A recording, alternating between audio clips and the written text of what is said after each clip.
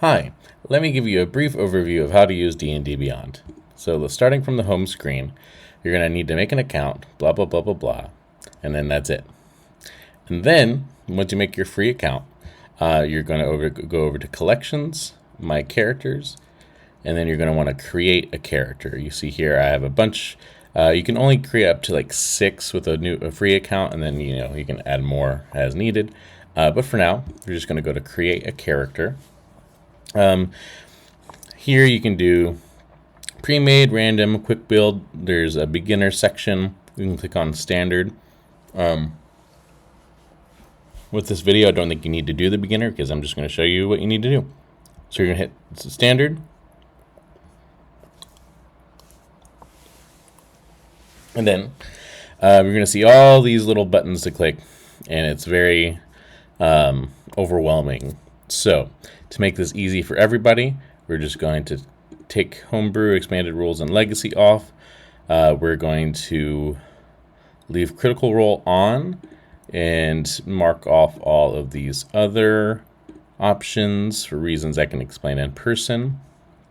Then you're going to see optional class features and customize your origin. You can go ahead and click those on. Advancement type, you're going to hit milestone. Hit point type is fixed, and then everything else should pretty much stay the same. Ignore coin weight, use encumbrance. Don't worry about that. Once you have this selected, you can create your character's name here, or you can. I always build my character first and then come up with a name. So you'll hit next. Excuse me. This is not what I meant to do. Go back and hit Legacy. And there you go. I was like, now you have all the classes. You have Cleric, Fighter, Rogue, Wizard. I see what it's doing. They came out with a new rule book, and so we're just going to ignore that. We're going to stick to the Legacy classes. So here you'll pick whatever character you want. So let's say I want to be a ranger. So this tells you all about you need to know. A warrior who combats threats on the edge of civilization. This will show you all the little perks it gets at first level. This will show you everything from 1st to 20th level, and you don't need to see all that. But if you're like, okay, I want to be a ranger because it reminds me of like Legolas or Aragorn or something like that, you can hit add class. And generally speaking, this is going to be the same in each class category. Things will be different because you'll have to pick spells and stuff if you're a wizard or warlock or whatever. But you'll see all the highlighted sections that you'll want to get answers for. So proficiencies, you'll pick whatever you feel like your character would be proficient in. If I'm a ranger, I'm like, I'll be proficient in animal handling. And probably some perception, what do my elf eyes see? And let's say investigation. Favorite enemy. Favorite enemy is something that lets you pick like what you're particularly good at hunting. And let's say for this, I'm particularly good at hunting beasts. I'm basically creating my own version of Geralt.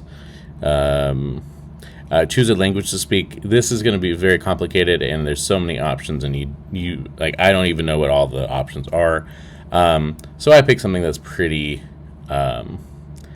basic. Common is basically the universal language in the Forgotten Realms.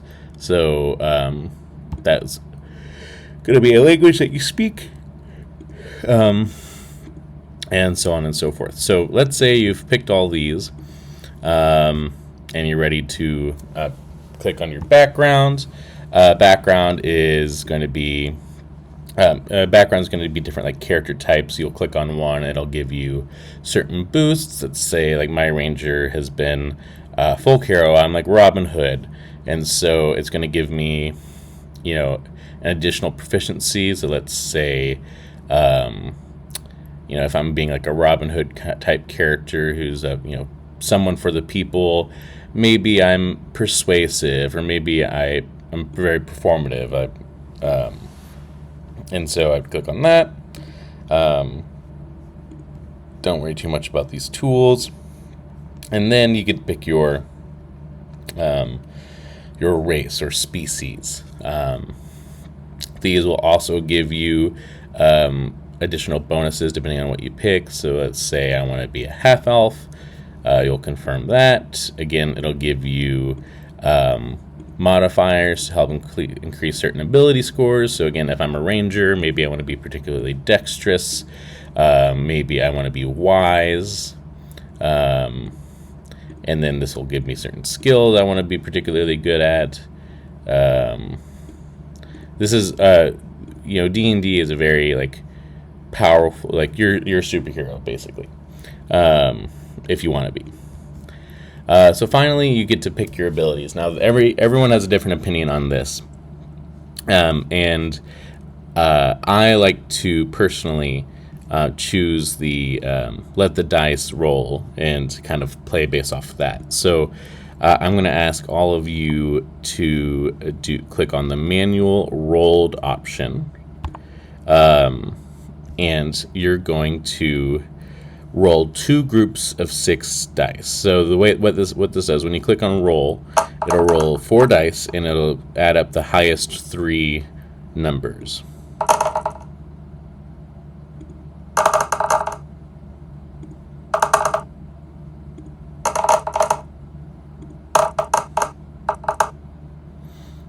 So, with the selection, I can decide if I want to stick with this, or if I'm going to add another group just to compare. So I'm going to roll 6 more times.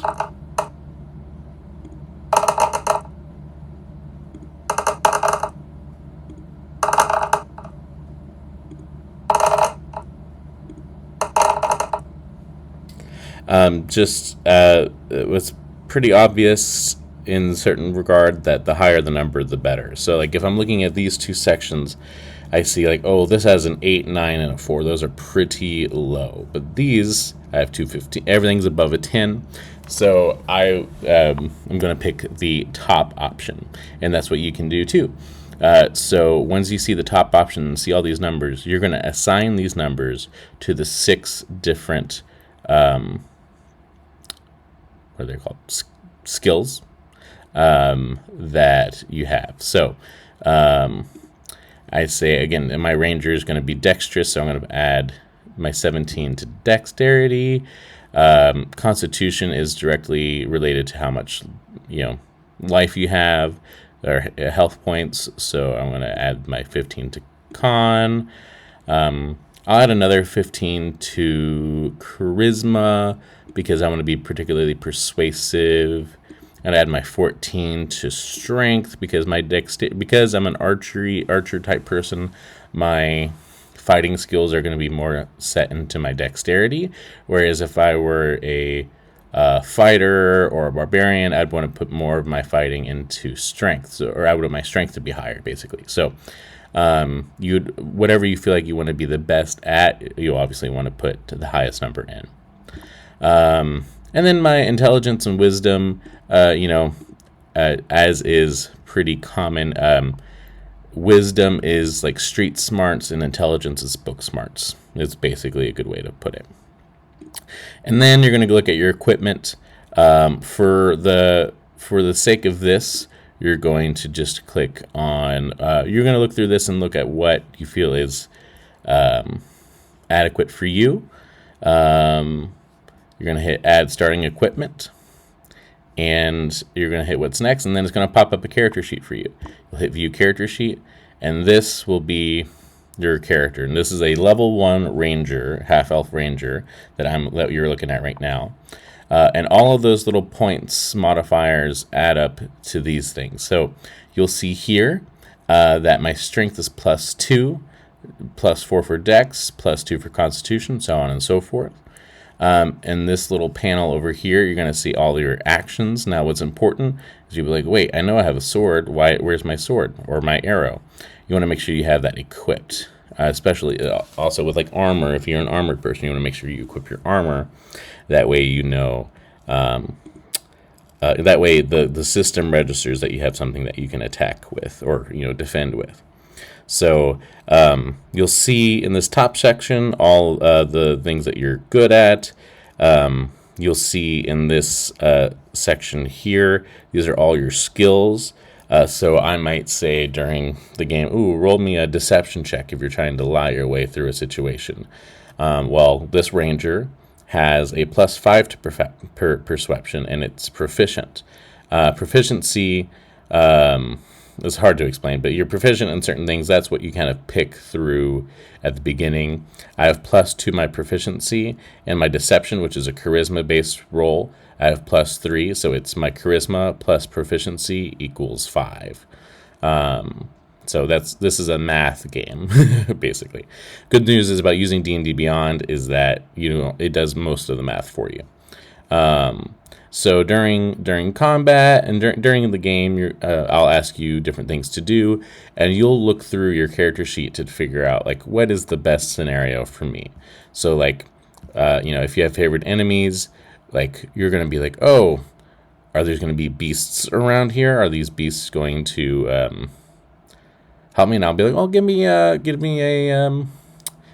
maybe a nature check or something like that, and then you'll roll that.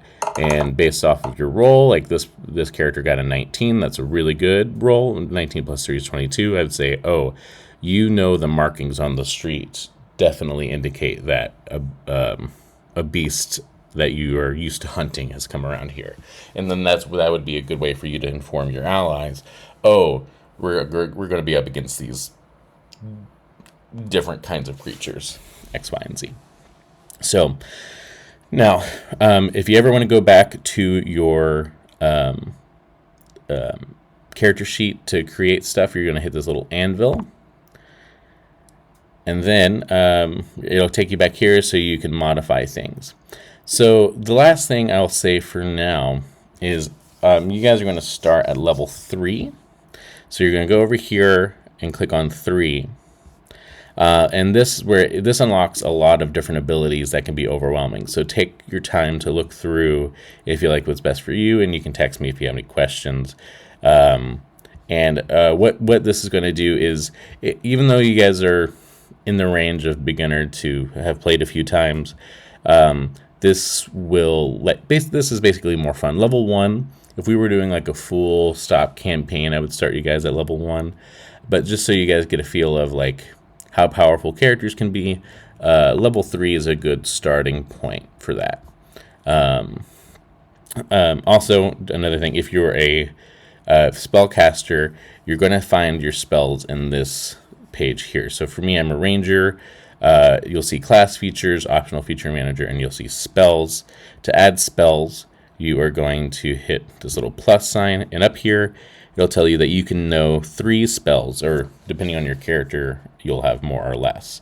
And so you'll look through here and you'll just click on the spell, and you're like, oh, that's something that I'd like, and then you'll hit learn, and then you will know 3 spells. Once you pick 3 spells, it won't let you pick any more until you level up. So for the purposes of this little one-shot adventure, just take a look, see what 3 spells you feel like will be the best, and that'll be it. If you have any questions, please let me know. You can download this onto your phone, which, unless you have physical dice, which I doubt most of you do, this will be where you roll all of your dice when we play the game. And yeah, that's about it. Thanks for watching.